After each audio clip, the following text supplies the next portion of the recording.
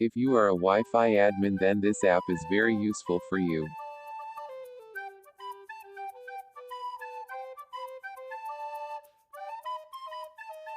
Download this app.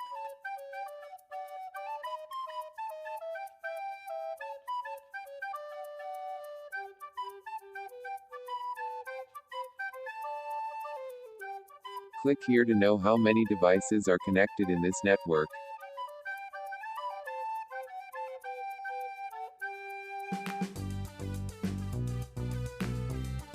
Now you see the connected devices.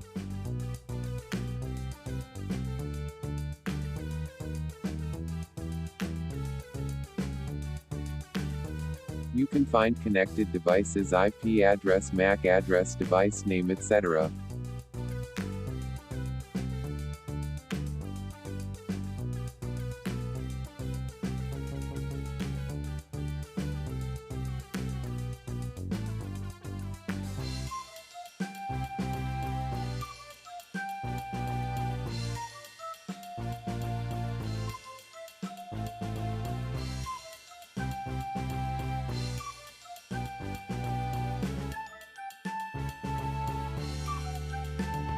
You can also change device name and note where this device is located.